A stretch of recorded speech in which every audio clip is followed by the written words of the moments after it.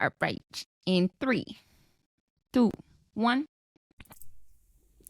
It's the best that we've ever had. Nice. That's I mean, it's good. just us two. I know that's Who's so true. introing? I'll intro. Okay. Oh, do you have your drink though? Give me a second. Okay.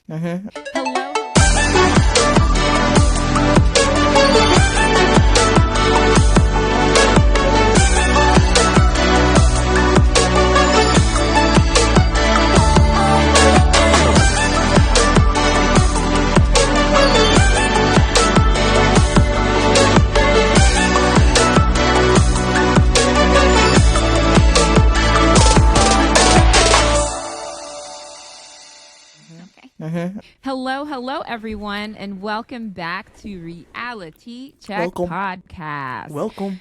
I am one of your co-hosts, Mare, and this is Diana. And you guys are back to the podcast where tea is served and checks are dispersed. Yes, and we are here to talk to you about your favorite Bravo shows. It's been a whirlwind coming from BravoCon to Beverly Hills to Miami to RHOP to RHOSLC. Oh my gosh. It's been a lot. It's a lot. Bravo just we didn't go to BravoCon and I'm exhausted. I'm sorry. I'm exhausted. Imagine those that went to BravoCon. We have our good friend Bestie, Caitlin from Besties by Bravo. Mm-hmm. We have our good friend Kristen from Philly Diva. Philly Diva. She went. Bravo by Brett. He went, and it's just been a lot. It has. It has. So they gave us a lot of good clips and good information and things like that. So it's very, very nice to see. Yes. Hopefully next year we can we can make it. So listen, actually, we are going to start trying to crowdfund. Yeah. Right? I guess for that. So if you would like to support and sponsor us, if you are listening, we are open to sponsorship. Yeah, if you would like to sponsor us, we will curate a specific sponsorship package for us to go to BravoCon next year. We don't know where it is, but we are more than open in accepting sponsorship.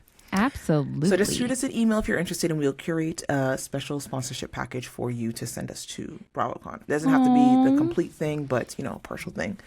Please let us know. That would be so nice. I feel like somebody's gonna do it, and we're gonna be so touched. To be honest with you guys, I will seriously, cry and probably decline, but humbly, because I just am so. You know what I mean? You know when you're just you can't accept it, but hey. Yeah. I completely agree. So before we get in and diving into all things Bravo, we wanted to continue with our game of what are you drinking? So if you are listening, if you are watching, go ahead and pull up your cup.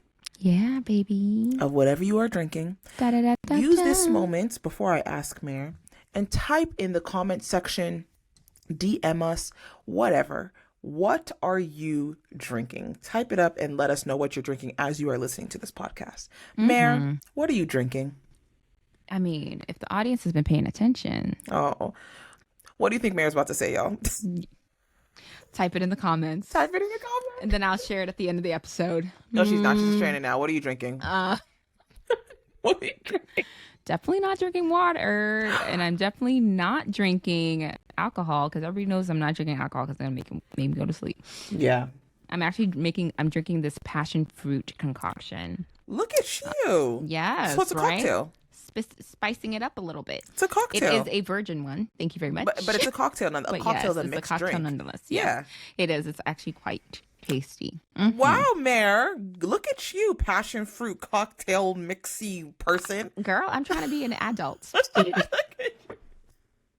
No, I'm trying to be an adult. Well, I got water. Okay, girl. I'm just joking. I'm lying. I do have water, though, because I've been drinking a lot of water lately. So if I do have to get up and run to the bathroom, just know it's because of all this water I'm drinking. But I do have, just some red wine, Stella Rosa, because, guys, I like my Stella Rosa. So this is some Stella Rosa red wine. Oh, yeah. Yes. So it's yummy. Yes, to that. Okay. Oh, yeah. So Bravo. Before we get into Bravo, I do want to give us a quick moment to cover two things, really literally 1 minute each. Now, Mare is really into Married at First Sight. I am. Look Yes, look, y'all see the smile that just came on. Her face brightened up. Mare, can you just give the people a synopsis of what you've been seeing, what you've been covering, and what are the big ticket items that you need people to like pay attention to? Oh my gosh, how long do I have? I told you 1 minute. Look at how excited she just got, y'all. After this Love Is Blind season that we had, child, like I needed a break. Girl, Okay. So tired. Married at first sight. It is literally exactly what it means. You're married at first sight. You sign up to be on the show. You meet your spouse at the altar. Okay. So a couple of things that I need you guys to be watching out for are the couples that are giving us a lot of like love and joy. One of the couples is Lauren and Orion. Let me tell you, Lauren and Orion, fine as hell. Okay. They are a beautiful couple. He's Native American. She's Black American. She's never dated outside of her race. He's never dated within his race. He's seen. Oh. Yeah. I was not expecting that. Was not expecting that, right? Interesting. Right? Okay. He's never dated within his race. When they got together, you could just feel like their energies are just so compatible. So compatible. And she's so soft with him. He's 3 years younger than her. He still lives with his mom. And the way that she handled that conversation was awesome. So I want you guys to like really watch out for them because apparently there's some scandal down the line this season. And it is, it's going to break all of our hearts because their love is so, it was so like, and you don't see enough Native American and Black people. And we know that those combinations in the past existed, right? Like there's no way that it didn't. It existed. So it was so nice to see it. But there's some scandal. I've been trying to like help people on TikTok not share the news and reveal it. I'm like, don't say anything. Don't say anything. But we got to watch the next couple of episodes to exactly see what's going on. But definitely look out for them. And then definitely look out for another couple, Cameron and Claire. There's some tea there. Cameron is from New Zealand. He is in Denver, Colorado. He has a bike store. He's marrying Claire. Claire is a quadruplet. Love her so much. She's a quadruplet. Her brother died in his teens of he unalived himself. No. And so right now she's a therapist. So, you know, it kind of makes sense. And so in this season, what we're going to see is that Cameron is a very particular personality. And it seems like him and Claire are going to come to heads. And then another couple I want you to focus on is... You just focus on all the couples, huh? No. I think it's Becca and Austin. Becca has an autoimmune disease that attacks her spine. So she's in constant pain all the time. Oof. And always has to be hospitalized. Now, the experts have not told this to Austin. So what is the impact that that's going to have on their very new marriage? It's an illness. And it's one of the things where I said, I'm like, how can we do this without telling the other person that this person has an illness? That is a serious crazy. One. It is crazy. It is crazy. But this is the season of Married at First Sight, and I am here for it. It is so good. That sounds juicy. I may. You should. So we can talk about it on the podcast. People want to hear this. I may have to tune in. I will probably. I'll probably give it an episode or two. And then what I would say is, oh gosh, this is what I watch it on Hulu Plus, and I wish Hulu Plus had like a fast forward option, like I like to listen 2x speed. Yeah. If you can find it where you can do a 2x speed, I would recommend that because it's so they are long. We can get on with it. Okay. Yeah, get on with the information. Also. Okay, we will try. We will try. And I'm very excited to find out if Orion's girth certificate is true. Girth?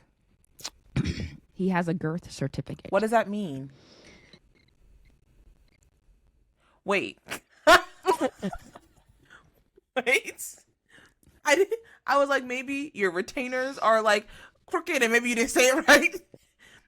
Mare, what does that even mean? Wait, is that a thing? Yeah, it's an actual thing. So I'm going to be watching Lauren's reaction when they go on the honeymoon. Huh. To see whether or not this is a true thing. Okay? So, all right, Orion. Okay. Well, that's for all the married to medicine. Not married. Look at me. See? Married at first sight. Married at first sight, folks. So you heard her. Go watch it. Maybe for all the newbies that have not watched it, maybe we could watch it together, and then both of us, we could all have the same reaction while Mary is like coaching us through. So yes, I'll see what I can do. But with this Bravo influx, it's really hard. But before we get to Bravo, one thing I just wanted to highlight. Y'all know that I am originally from the good old Bean Town. Okay, grew up in Boston. That's right, baby. Boston, Massachusetts. Specifically, not exactly from, like, about 25 minutes south of Boston. But I love the Celtics. Yeah, she can't stop. Love the Celtics. And I just have to say a shout out to my Celtics. I actually went to a Celtics game last week because they are currently undefeated. They are actually, as we speak, playing a game. They're in Q1 of their game right now versus the Timberwolves. They are winning. Hopefully, if they win this game, they will be 6-0 for the season. So really, yes, good on them. Yep. So good old Porzingis is making impact, right? Andrew Holiday is making it's making an impact. So it's the Big Four is working. The Big Four is working. It's effective. I haven't gotten a chance to really sit down and analyze the defense to see if it's been weakened in any way. I mean, we still have Derek White, and Drew Holiday is also a defensive, defensive player. Yes. Yeah, great defensive player. So it's looking good for the Celtics. It's looking good. I'm going to continue to hold out hope because we need Banner 18. We do need Banner 18. For those of you who don't know, Diana is not here in Massachusetts. I am. Yeah. And so, why am I saying that? Do not cut that out. I know you. Why am I saying that? It's either two things. It's either you just realize that you're revealing information about you, or two, you just lost your train of thought and you're like, what was I even talking about? I'm cutting it out. No, this is actually a great moment. No. Oh my goodness gracious. I'm just here. Okay, I'm here visiting. And so, Yo, Marilyn, nothing will happen to you. I promise you. It's okay that we know. It's okay. Hi. Yes, I no longer live in Boston, but I still bleed green, okay? So Mare is also a bleeder of the green. I am a bleeder of the green. Though she's actually not originally from... No, I'm not originally from the Bean Town. Yeah. I'm actually from the Tri-State. Ooh, people are going to come for you. Child. People about to come for you. All right, so... As long as it's not football. If it's football, then they'll come for me, but it's okay. Basketball. I guess so, right? Yeah. I guess that makes sense. The New York Giants and all, but... Yeah. Let us chat about Bravo. Bravo's having us work overtime because Bravo decided to, boom, we're going to release 3 shows. Basically, 4 Housewife shows are ongoing right now. And they also have BravoCon. Huh? It's too much. Yeah, and then had a premiere within BravoCon. So let's just get straight to the point. RHOP. Okay, so with RHOP, the main thing to discuss. I also just don't want us to forget this. Last season, you had these green-eyed bandits come after the relationship of Candace and Chris. Let me pull this up. All Candace and Chris do is bicker at each other and love each other. Why are we bothering them? But what we know is that it was a diversion, right? It was a diversion for us to not talk about what was going on in Robin's actual life. And remember on Watch What Happens Live, Robin had said to Andy, when Andy asked her, so why not bring this all up on the show? And she says, I was waiting for Karen to bring it up. So the thing is, this is where we call Robin for her lies. Because which one is it? Are you waiting for Karen to bring it up, or was it something that was not happening in your life at that present moment? Both reasons are BS. BS, 1,000%. Both reasons are BS. And Robin is really coming off as someone that is, I don't even know if I can say intellectually inept, because that involves some level of intellect, and I don't think she has that. Girl, I remember one time you told me that you thought that she was smart because she has a degree in something. Like, was it marketing? I said that? No. I don't know. Somebody had said something like that to me, that she had a degree in marketing or public you something guys, like that. If someone can go and find the episode where I said that, please, I will literally take a shot of hot sauce. I'm not even joking. I will literally on this platform, I will record myself on an episode and I will take a shot of hot sauce if I said that I thought Robin was smart. Okay. She's less than smart, right? The thing is this is all contrived. This is all contrived. It's so insanely contrived, and it's sad. And it is. And that's the one thing I will say is this.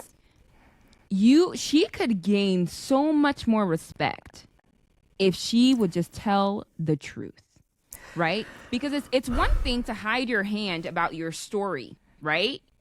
But it's another thing to hide your hand about your story, but then castigate other cast members and bring and shame them and try to bring their stories to light and make them humiliated so that you can hide your story. Girl. It was so relevant. I'm sorry.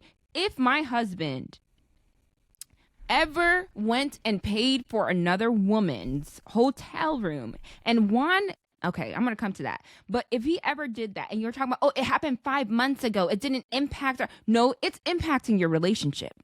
It is impacting it till the day that you guys deal with the foundational element of what's going on and what's wrong in your relationship. Not only that, but Andy clearly asked her, did this have anything to do with the reason why? Did this delay you guys' wedding dates by any means? And she said, yes, it did.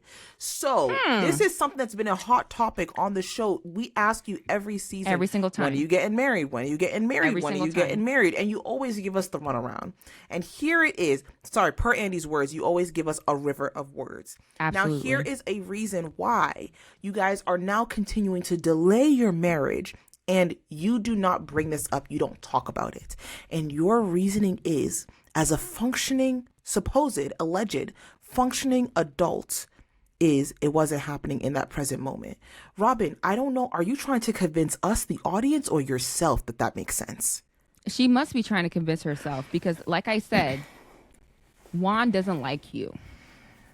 He has not liked you in a long time. And if they could just be honest about it, people would leave it alone, right? It's just, to me, to watch Juan, who doesn't like to be on camera. Diana, this man hates being on camera. And he's sitting on the couch talking to his wife, whom he does not like to talk to. So nobody can tell me that this is not produced. It's highly produced, and it was definitely poorly produced and poorly written, because it was them not having a conversation about this the multiple incidences. It's them trying to push the narrative to the audience to get them to get us to believe whatever BS they're trying to concoct for us to, whatever their narrative is. And it was very evident, and it was kind of ridiculous, and it's sad to see because Robin is still tiptoeing around even just a made-up conversation with him. You can see she's trying to push things that don't make any sense. Like, oh, well, why didn't you just stay and sleep with her? I was so disgusted by that. I was disgusted by his response. It just was like, what? Robin, are you, I want to say delusional. This. Sel from Who Asked Me, shout out to Sel from Who Asked Me podcast. Hi, Sel. Go listen to her, please. Thank you. She made a good point on one of her videos. She was like, it's actually sad because Robin has known Juan since she was 16 years old. A teenager, yeah. Right. So they're now in their 40s, headed to 50s. Mm-hmm. Juan is all she knows. And I don't think that she's able to let that go because, again, that's all she knows. Mm-hmm. And that is a very scary world for her. If you think about it, Juan has never left. They got married. He cheated. They got a divorce. He never left. They were in limbo, back together. They got remarried. He's always still been there. He's always still been in the house, whether he had a job or had not, or did not have a job. So I think for her, that is very scary waters to tread. The thought of leaving him. She's just willing to accept anything. She's willing to accept anything from him. That's a fair analysis. But at this point, when will you learn? I don't think she will, to be honest with you. And given that they've had money issues, she will not let RHOP go either. Because I think she's seeing at this point it's either RHOP or your man's. Yeah, because that hat business, we haven't heard about the hat business in a long time. Trust me, after last year's nonsense when she tried to pull, we let that go. Oh my gosh. No, I mean, I hope she learns, but I agree. I think that they have an arrangement. Just say that you have an arrangement. You know, that's one of the things that makes watching RHOP so inauthentic for me is that, you know, when you guys are on reality TV, you sign up to show, you know, pieces and pertinent parts of your life. That's what you're signing up for. And the reason that Real Housewives of Miami for me will always be set apart is that those girls, they share. They share. And there's no hiding it. But then also those girls are also friends, right? Yeah. So it makes it, you know, much more intimate for the audience to watch. With RHOP, it's just, it reminds me of high school. And it's really disgusting because you have 40, 50-year-old women behaving like teenagers. And I'm sorry, call me an ageist if you want to, but I believe to be myself, I'm a positive ageist, okay? Like, when you are older, behave as such, right? And so that intervention that they had, I was like, stop faking this, y'all. Come on. The intervention was beyond fake. Let me tell you why. I don't even care about Charisse. I don't even know what Charisse is still doing on this cast. But it was beyond fake because Giselle knew. She said it on their podcast that she knew about this when it happened. Robin told her. And the girl also DM'd her. So for you to all, and then also shout out to Alfonso, another good like content creator friend of ours.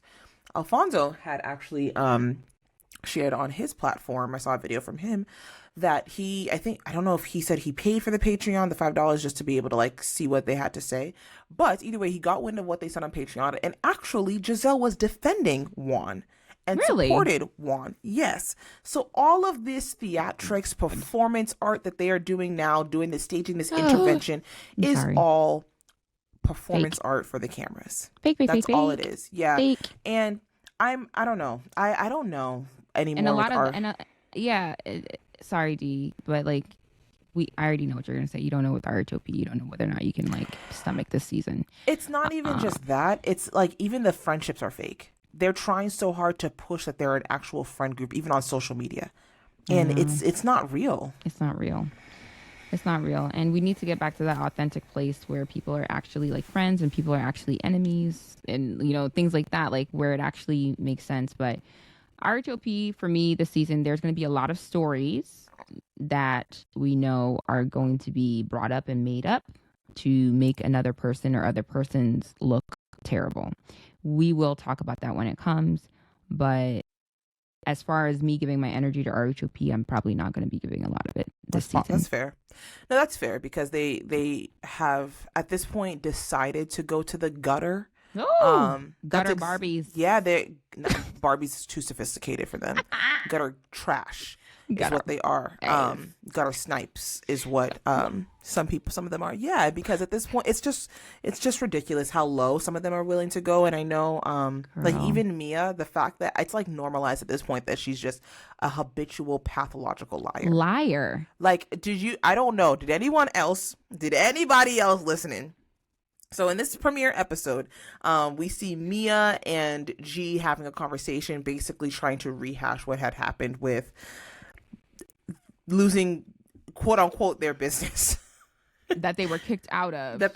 Kicked out of. So how do you have a business which you're kicked out of? And if you remember last year, Mia does not have enough business acumen to explain the structure of her board and blah, blah, blah. So I will never forget her walking into her chiropractor business and she's like, so this is where and then you saw the worker looking at her like, are you okay, ma'am? Did you take medication this morning? Literally, like, you've never been in here. Like, what is the problem? Like, why are you here? I would have been that worker too. I've been looking at you like, are you high? Are you okay? What is wrong with you? I will never forget it. It's hilarious. There were so many contradictions in this scene. First, we start off with Mia saying that her and G developed joint chiropractic in like 2013 or 2016 or whatever date she gave. And then we hear G saying, that I was the CEO and that I was like voted out. So is G the CEO or Mia? And then we hear Mia telling us that she's the marketing director. There it is. Which one is it? No, I missed it. No, honestly, like when it came to Ashley and Mia scenes, I just was like, let me just skip this because I don't even care. Yeah, go ahead, Mia shared that she was the marketing director. So I'm remember, didn't you have that hypothesis? Sure did. Last season that this is probably what she was on here. Sure did, that she was the marketing director. Or not even, probably director's even too high, marketing manager for one of the locations. Yeah. More than likely. Yes, that's exactly her. That is exactly what she is. So I don't know where she gets off thinking that she is the CEO. She, right along with Robin, is also type delusional. Yeah. Yeah. Yeah, so that's Mia. I can't wait. Don't really care for her. I can't moving wait on to nice. Who else? I guess we're not covering everybody because I don't really care for everybody. The thing that we're going to move on to is Wendy. Yeah. Are we talking about the thing? Let's do it. Right now? We're not going to wait until the next episode? I would rather pre-warn. Okay. I'd rather pre-warn. Okay. Because we know that it's coming. Yeah. Okay. So audience, Diana, you wanted to start it off? I just want to preface with just saying the thing that we're about to refer and talk about regarding Wendy and Nneka. So Wendy is from Nigeria, as you've heard her say multiple times on the show. Nneka is also from Nigeria. Mare and I are also from Nigeria. Now, in Nigeria, we are all Igbo. We speak Igbo. We understand Igbo. We are not in Nigeria. We are all Igbo. And Nigeria consists of multiple, four people, but us specifically. Nneka, yeah. We are Nneka, Igbo. Wendy, Mare, and myself. We are from the Igbo tribe in Nigeria, or subgroup in Nigeria. Now, the thing that we're about to talk about is, I want everyone to hear clearly. We're not talking about it, but it's something that is very sensitive. And personally, for me, I have been a little rocked at the fact that this is being brought up. So just understand the sensitivity as, we just share what we want to share. Okay. All right. So we see in the preview that Ashley is going to be bringing up something to Wendy that Nneka is going to make an accusation against Wendy for. Okay. So there's something that is very deeply troublesome for our indigenous culture, in the Igbo culture, in the very ancient indigenous customs. It's what Ashley had said is an osu. Okay. Wendy, if you remember from the first season that she was on the show, which was 3 years ago. Yeah. Because it aired 2020. Yep. She and Eddie had expressed that Eddie's parents did not support their marriage and have not seen any of their grandchildren, right? So later on after that season, there was an article that came out that was insinuating that it is possible that Wendy's family is possibly an Osu. I do also want to clarify that this article, I think, was an op-ed. It wasn't anything. Yeah. It was just an opinion piece. It was good. So it's nothing that was based on fact. Correct. So in the Igbo culture, this tradition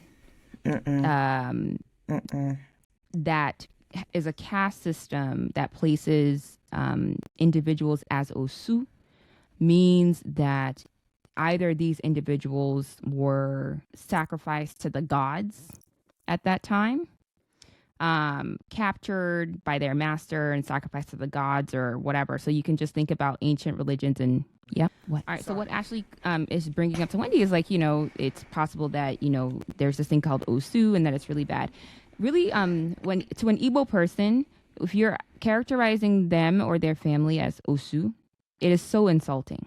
It is so, you don't understand the gravity of insults that is. And so what we do not like, and we definitely do not support, is intentionally bringing up a story many years later with somebody who is of the same culture, that this is coming out of her mouth to accuse another Igbo woman and her family of is so beneath everybody on this show. It is so trifling and it has no relevance, right, to Wendy. So again, what we know is that Wendy has been on the chopping block with these women, right, since last season. And it seems like they are going to do everything in their power to try to get her to act out of character and to try to make her seem like she is something that she is not. Let me say, Mare and I are intentionally not diving in about this thing. We're just not going to do that on our platform. Now, this is something within the Igbo culture that is a taboo. Definitely. To talk about. Definitely. And I want to say that Mare and I are not, because it has a lot of historical context that is needed. Yes. Mare and I are not equipped to have that type of conversation on this platform, and we're just not going to do that. Correct. Now, I want to also say that Nneka, the accuser, and Wendy, the accused, as smart and as intelligent as they both are, as at least I don't know about Nneka, but as Wendy is, they are not equipped to have this discussion. Thank you. And they are not equipped to share what this thing may be on their platform. Specifically because even if they were to do their entire due diligence with explaining what this is, Bravo, as an enterprise, their production company they're not equipped at all to handle the weight and the gravity of what they're talking about. And I find it to be disgusting, absolutely disgusting, how cavalier they are talking about this for just entertainment purposes. They don't understand, and this is what annoys me, is that it's being used as like name calling. They don't understand that on this platform that they have, where millions of people are watching, don't know where these millions of people are coming from. They could be coming from the US or outside of the world. Correct. Millions of people are watching this show, and everybody knows all you need is an accusation. It doesn't even have to be true for it to stick. And this now is involving the safety of her children. Absolutely. Absolutely. So I don't even want to watch. I don't even want to watch, to be very honest with you, because I just find it to be that disgusting and heinous for Nneka to just throw that out so carelessly and cavalierly. Very well said, Dee. Sorry, well said. It's actually, I'm not gonna lie to you. Yeah, my heart rate is increasing. It's still immediately when I saw the preview, I'm not gonna lie, I called Mare last night, almost in tears, like, how could they do this? More so also, this is a topic that involves a specific group of people in this world. The Western culture has nothing to do with this. Correct. Nothing to do with this. And the Western culture can never understand it, and it's always about the danger of a single story. Thank you. Right? That is something that we do not want to be projected in these Western TV lenses or screens. Diana is absolutely right. I don't care. Nneka, you are practically American. It's her tagline. Literally, it's her Nigeria tagline, made me, LA raised me. You're practically American. I don't know the conversation because, it's also for us Igbo people, there's so much trauma that we've dealt with in our history. There are generations of us here in America who've never heard of the Biafran War. Exactly. So what I know is even the word Osu, I never heard of it until the season that Wendy came on and that op-ed came out. Really? I had never heard of it because it's not something that that we talk about in my household or anything like that at all. Yeah. Right? So I can only assume that Nigerian Americans, especially like Nneka, or even Wendy, never had an association with this and never understood this. Like I directly have people who fought in the Biafran War in my family who've never spoken about something like the Biafran War. So you can only imagine something like this, right? Like you're not going to hear that. Yeah. So to be used as a pawn, or to allow yourself, NECA, from what we are assuming, for you to be used as a pawn to do this, knowing that you possibly don't have the wherewithal to have this conversation, nor do you know the gravity of what's going on. It's shame on you. It's a big shame on you. It's a big shame on you. Big shame on you. And it's highly, highly unfortunate that you would go to this length, because this is a very intentional, systematic, and deliberate attack on Wendy. Because I'm not going to lie, when Wendy first came on, we were excited as an Igbo people. Like, we are having our first, not only Nigerian, but Igbo housewife. Yes. For us, if you understand like anything about Igbos in Nigeria, that's a big deal. For us. So we were really excited. So of course we're going to do our research. What state in Nigeria is she from? Like, what are her husband, what did she marry into? Like, we want to know all about her. What's her Igbo name, which you guys should know is Onyinye. And what does Onyinye mean? Gift to God, Onyinye. Gift to God, like, yes, the Onyinye. gift that you give. Well, it's not gift that you give to, it's more so the offering to God. Yes. So we want to know all these things. So upon doing that research, we find this out. That's why I saw that article. In 2020, I saw that article. So it's something I knew existed, didn't pay any mind to it, because again, this is something we don't talk about, that type of thing. It's a taboo in our culture to talk about. More. I don't also like. Moreover, that's what I was trying to say. That's okay. Yeah. I don't believe in. It doesn't impact. Yeah, it doesn't impact my friendships or anything like that. No. It's become something that is unspoken. So knowing that this article came out and was out in 2020, it is now 2023. They started filming in March of 2023. And this is something that was brought up in 2023. It's a deliberate attack. Of course. This is a deliberate takedown. And that's the issue that I have with RHOP. Yep. Is there are deliberate takedowns for what reason? Giselle, Ashley, Robin, you guys are the full-time cast members that have been here. I'm trying not to curse anybody, but let me just say, I pray that your children never have to deal with half of what you are putting this woman through. And we're gonna end it right there, because that's all we got to say on that. Moving on to RHOM. You know what? I think this would be a good moment for a break. So maybe if you guys could just stick right there with us, we'll be right back. We're just gonna take a quick little, intermission, and we will come back. Bye. Friends, we are back. Kitty back. All right, so let's talk about Real Housewives of Miami. So they had their premiere on Wednesday. And yeah. I'm in Miami. Wait, is it Miami? Yeah, I'm in Miami. So we are back with the Women of Miami. The entire cast has come back for a third season in a row. Yes. And this episode, we're really just catching up with like the women and what they have been, doing and getting into. Whether we saw a reconciliation of a friendship. Adriana and what's her name again? Alexia. Reconciled. Yeah, they did. Which was nice to see. It was nice to see. And you know what was even more nice for me? I think it was very satisfying to see it happen without Marisol.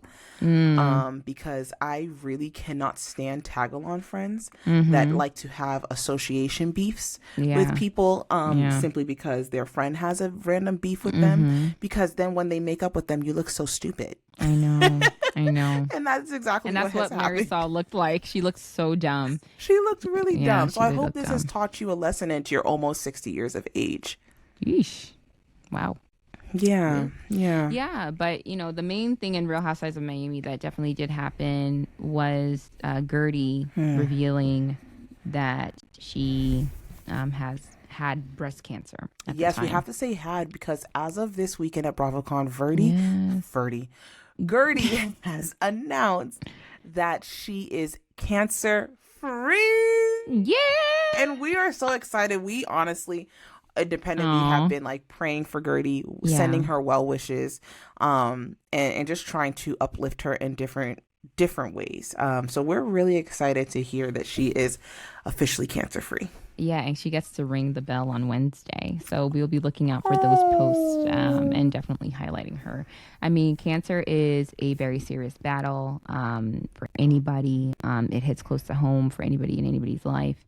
And so we're just really grateful that she had the willingness to share this on this platform.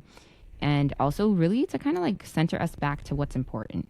Right. Absolutely. Because you remember at that party, there were Julia and Marisol, and they were just yelling back and forth. And the way Gertie, knowing that she had just received this news of what is happening in her body, and then seeing what was going on in the friend group, and she just like, stop it. It doesn't matter. It doesn't matter. And so a lot of subliminal messages in that moment were going on. But for her, on the inside, knowing like, I could die from this. But this is what you people are concerned about and worried about. There's so much more to life, right? Sometimes, unfortunately, I think we all need that reset, right? Like it takes us back to the moment of like, we need to learn to enjoy the present day. We need to live it to the fullest, and all this like nonsense bickering and fighting and all that stuff means nothing at the end of the day. Absolutely. Right?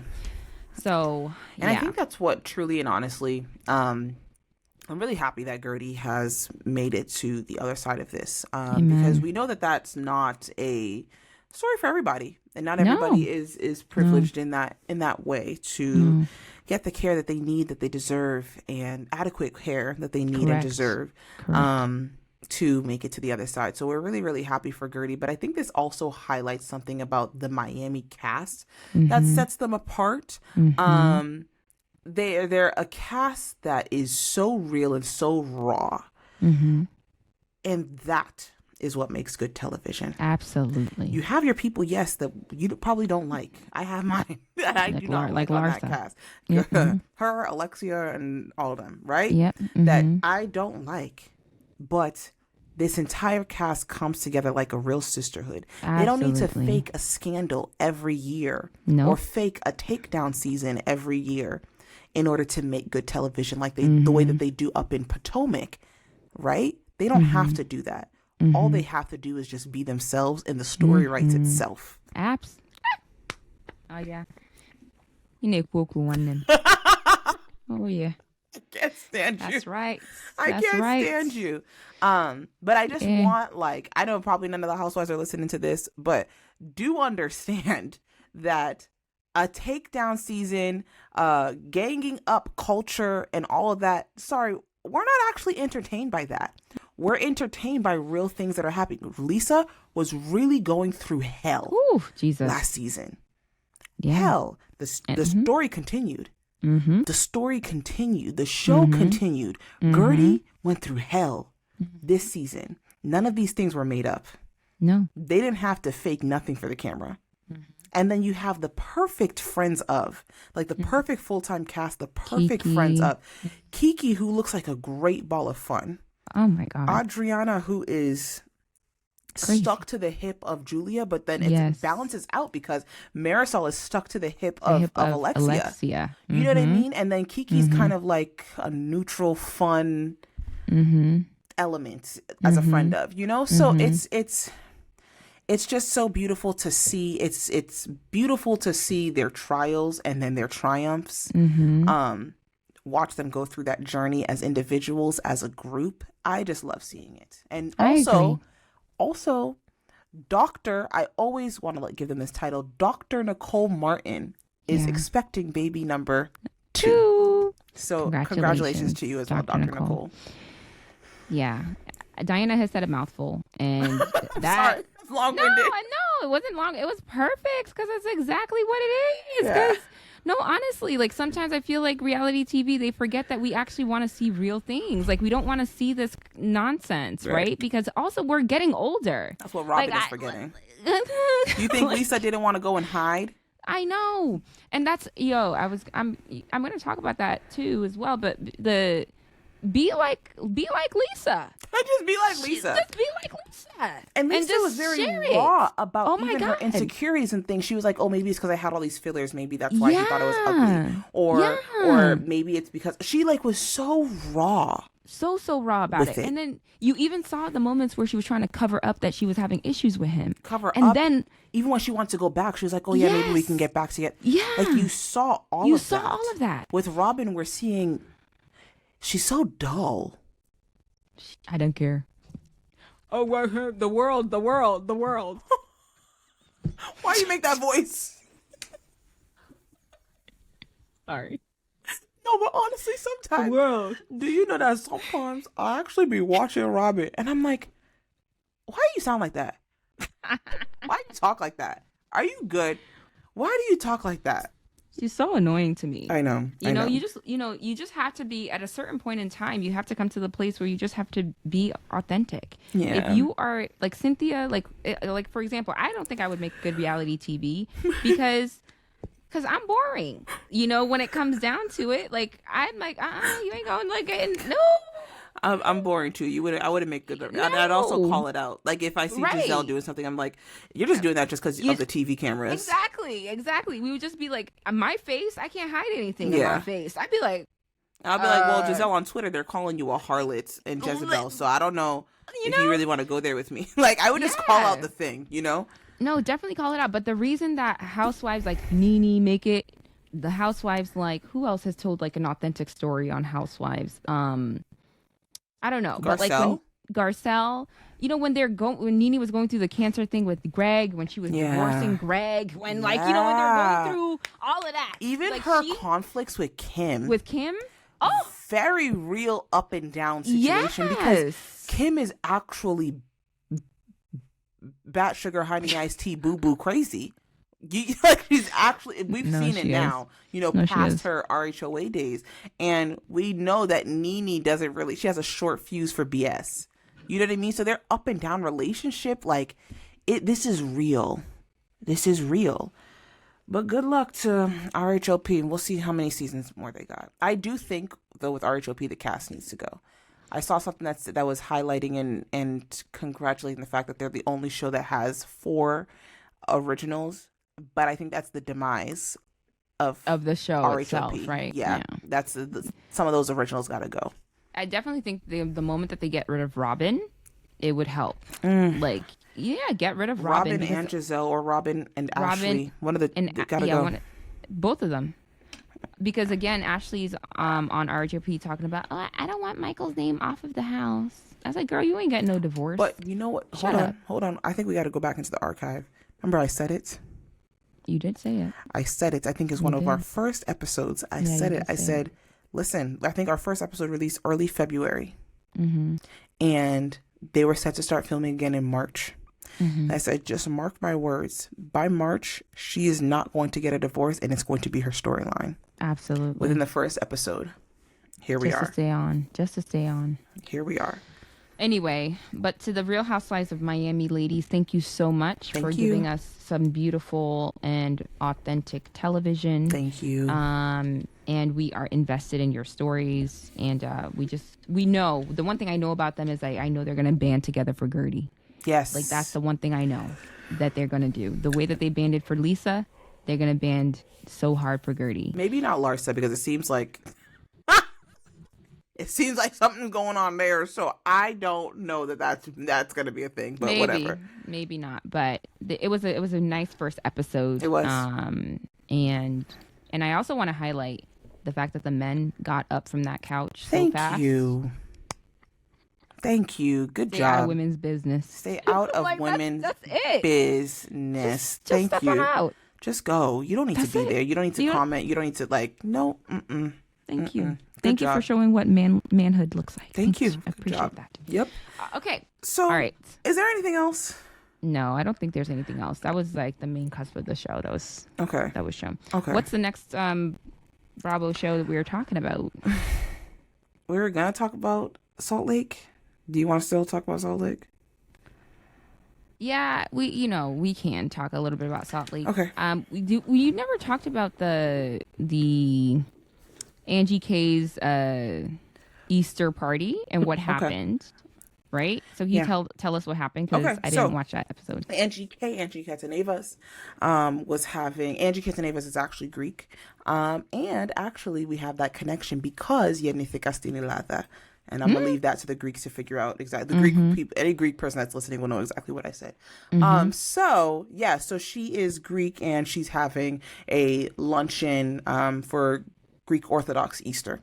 Now at this luncheon, she wants to talk to her friend Monica about rumors that have been put out by Meredith, but Meredith did not actually state what the rumor was. Monica stated what the rumor that she heard was and what she thought Meredith was alluding to, which is that Angie K's husband, I think his name is Chris. I hope his name is Chris. I'm not going with name. Sorry. Chris allegedly sleeps around with men. Jesus. Now, this stigma is here because Chris is actually a salon owner.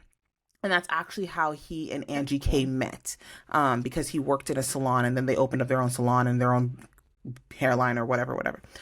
So this actually, when Angie K had actually told her husband, he actually started crying and tearing up about this and the impact that it could have on his daughter, because he doesn't want her to see him as a woman, as a man that is adulterous. So Angie decided to confront Monica about this, since Monica is the one that stated what the rumor was.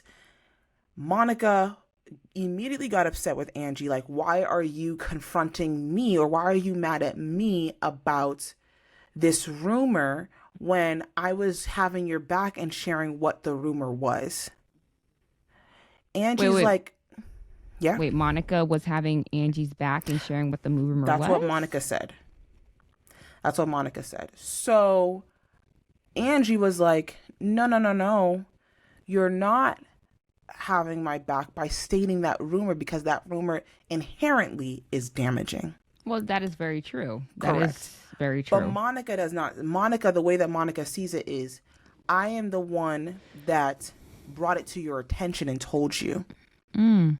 So because I brought it to your attention, I was being a loyal friend.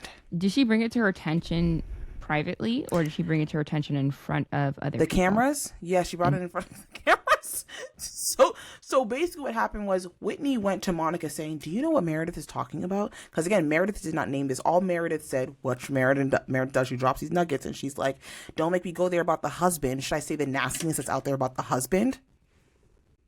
Which leaves one to wonder, what is out there about the husband? So Whitney, being who Whitney is, let's not act like we have no idea who Whitney is, goes to Monica and says, do you know what she is talking about? Monica says, well, girl, here's what I heard in the streets. Then Whitney was like, okay, let's go and let Angie know this, because she needs to know that this is what Meredith is alluding to and potentially spreading. And that's how this all started. Because then it got back to her. I think it was Lisa that told her, but why would Monica say the rumor? So Lisa's kind of stirring the pot a little bit too. Lisa's kind of stirring the pot a bit too. Because she's like, why would Monica say this? Monica's not your friend. Well, why would Monica say it? We know Monica this season of RHOSLC. She is the one that testified against Jen Shaw. Yes. So she has a devious side to her too as well. So there could be a plethora of reasons as to why she actually said it in front of the cameras. Now, it don't stop there. What else? Now, in the middle of this exchange, this verbal exchange between Monica and Angie K, Monica's mom steps in, because now decibels are increasing. Why was Monica's mom invited? It was a family event. Children were there, and Angie's parents were there. It was a family event. It's Easter. Okay. Yeah. Greek Easter at that. So, so yeah, that's why Monica's mom was there. So Monica's mom steps in, because now she notices that actually Monica's voice was increasing. And Monica's mom was like, hey, let's go to the bathroom. She was saying in Portuguese, let's go to the bathroom. Like, you need to calm down. Monica immediately got pissed off, infuriated, started yelling at her mother, saying, don't tell me to calm down, tell her to calm down. Monica's mom, visibly, it looks like she's embarrassed, but she just continues to say in Portuguese, step away and let's go to the bathroom. You need to calm down. mind you, this is in Portuguese, so nobody else knows what she's saying except Monica and then us because we have the subtitles. So it's kind of what's that word? Oh, forget it. Doesn't matter. So we're witnessing this. So then Monica goes into a corner and starts yelling, and like she goes to a corner, is like crying or something. She kind of curses her mom out, and her mom was laughing at her, and she's like, "You don't even care. You're laughing at me. Go, you find your own effing ride home. I'm not taking you home. You go find your own effing ride." Walks away, goes into another corner or something like that. Monica's mom goes back, and it appears as though she's trying to like save face with what's going on, because this is an evident scene in front of all these people. And yeah, goes back and is just like, I think she apologizes to Angie K. She's like, "I'm so sorry for this behavior." And Angie K is like, "No, you're so sweet." Oh, I forgot to mention that when Monica and her mom were going back and forth, Angie and the husband were like, "Hey, we actually don't do this in our house. Can you stop?" Oh. Yeah. Can you guys stop? Okay. So that infuriated Monica even more to see that her mom was going to apologize to Angie on her behalf. I in this scene, the mom had no fault, in what she was doing. But I did see the part where she was saying, like, "I'm so sorry. I'm so sorry. I'm so sorry." I said, "You didn't have to say it like that, man. You could just be like, 'Hey, I apologize. She means well.'" And I'm sure you guys will handle it later. She was also at fault when she laughed in her face. Yeah. That's not that's antagonizing for me to be crying and then you're laughing. Wait, actually, hold on, because I'm also the daughter of immigrants. Yeah. So I have to remember that. I feel like, honestly, in watching this, I just feel like my skin is a lot thicker. You know what I mean? But I also can't take away from what Monica is expressing that she went through. Correct. You get what I'm saying? So, yeah. Though that something like that may not impact me in the same way that it's impacting her, I still felt like laughing at her daughter. She's crying is wrong. However, to see the way Monica is cursing her mom out, F this, I'm struggling. And I was telling Diana this. I said, like, I think we're struggling because of the way in which we see parent and child interactions in our culture, right? We're coming from that place. However, we also have to understand that whatever dynamic that exists between Monica and her mom is a dynamic that exists between her and her mom, right? This is definitely not the first time she's probably cursed her mom out at all.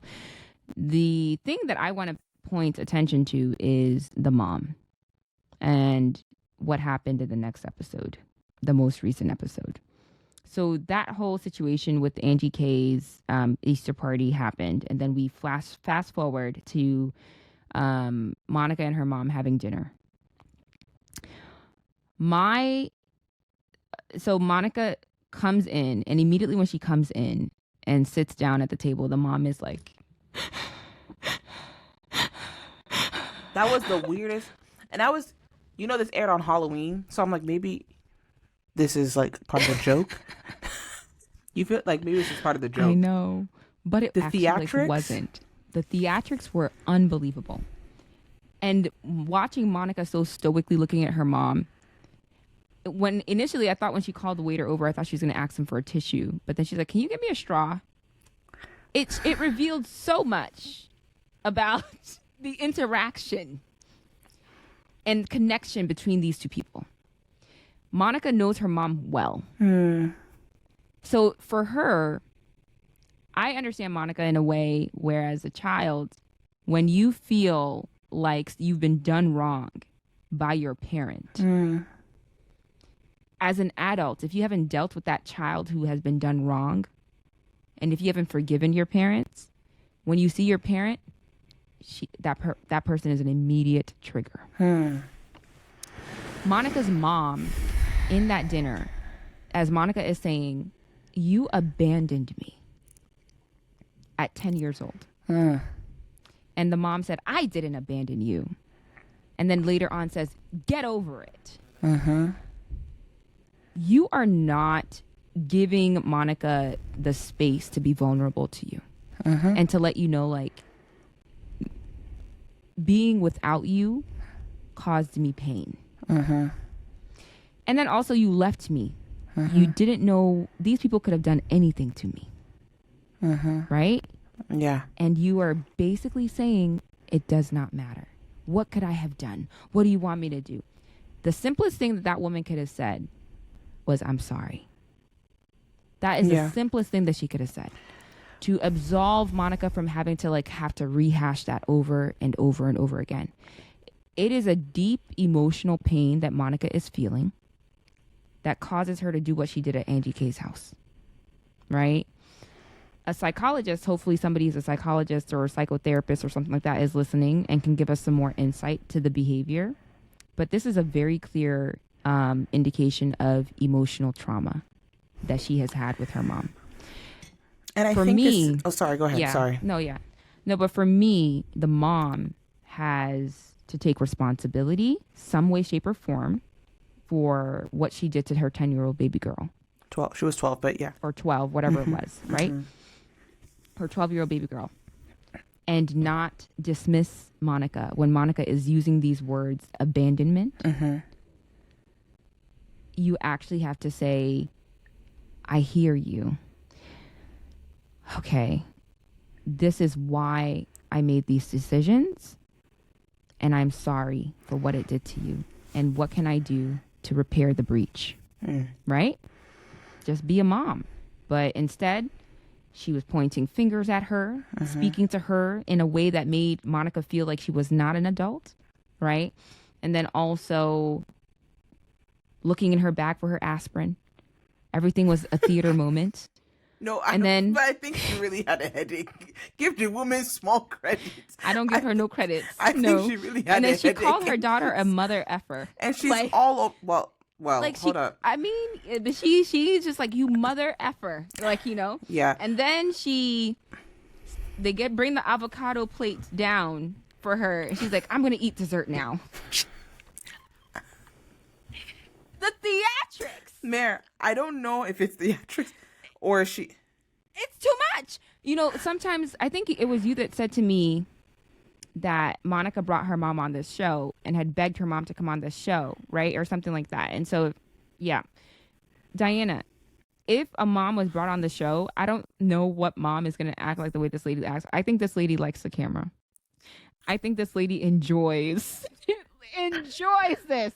Where is my aspirin? I need the aspirin in this bed. Where is this aspirin? Do you have aspirin? Do you? She was really. She's like having a serious conversation. Where is the aspirin? And this guacamole is dessert. It's dessert. She probably thought it was like avocado cake or something. I don't like. Okay. Oh my God. So here's the thing. Excuse me. I want to be delicate as I say this too, because I really don't want to take away from what Monica is going through. I also think additionally, and I'm saying additionally intentionally, I believe that there are, Lord help me, please explain this correctly. There are, I think, limits and strict parameters to what Monica is expecting her mom to do and to give her. This is also a woman that what she's giving is also what she received. Right. This does not excuse what she's doing with her child. But it appears as though, based on her language and the way that she is talking to Monica, she's of a generation that is not used to this outwardly expression of emotion, parent to child. Or child to parent, excuse me. Do you get what I'm saying? So given that generational difference and what she went through with her own mother, it seems like that is the reason why it's so easy for her to say, just get over it. Because I think in her mind, she thinks that she has gotten over her own mother.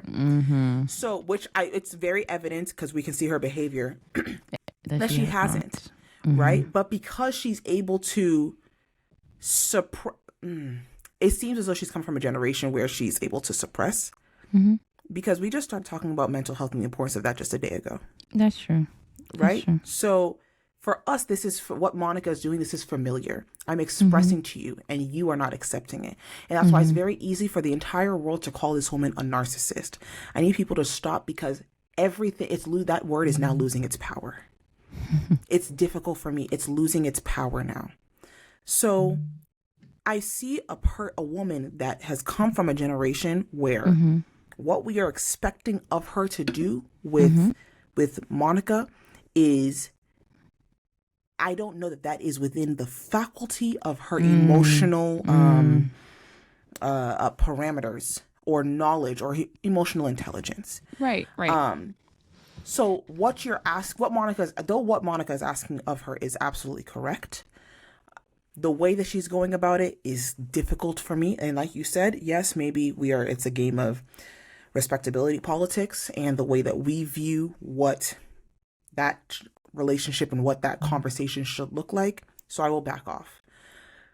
I just want to mention that as we are speaking about her mother, bear in mind, I don't want to over exhaust the conversation with how horrible of a person she is and blah, blah, blah. When we need to consider the way that she may be thinking in order to really understand and those limitations that may be in place from her being able to actually connect with Monica. If she was never connected with, how does she know how to connect? You get what I'm saying? Yeah. Okay. Well, the mom says that she thinks that they should go to therapy. Yeah. I want to also say something. The mom came out with a video when Monica had said, "You abandoned me, you left me at these people's house." The mom came out with a video to clarify that whole thing. And she said that, or was it a video or a tweet, whatever it's called, that this was a family that she had just gotten a new job and she could not afford bringing her and Monica in New York. Yes, into New York. Yeah. And the family that she had left Monica with was a family that Monica actually knew, grew up with, and absolutely loved. And that she came back, she only worked on the weekdays and came back every single weekend to be with Monica. So the way that she's making it, she is, I don't want to say minimizing it, but she is alluding to Monica really, I hope I say this word right, catastrophizing. I can't say that word. Yeah, Did I say it right? Oh, praise God, because I Good promise job. you I never say it right about in my life. Good job. She's alluding to Monica catastrophizing this situation, which is wrong because though you may understand it as one way, it has impacted her a different way. Correct. Your intent is different than your impact. Yeah. So that's just it. And she's a child. Yeah. She's a child. Yeah. So that understanding is not there. No.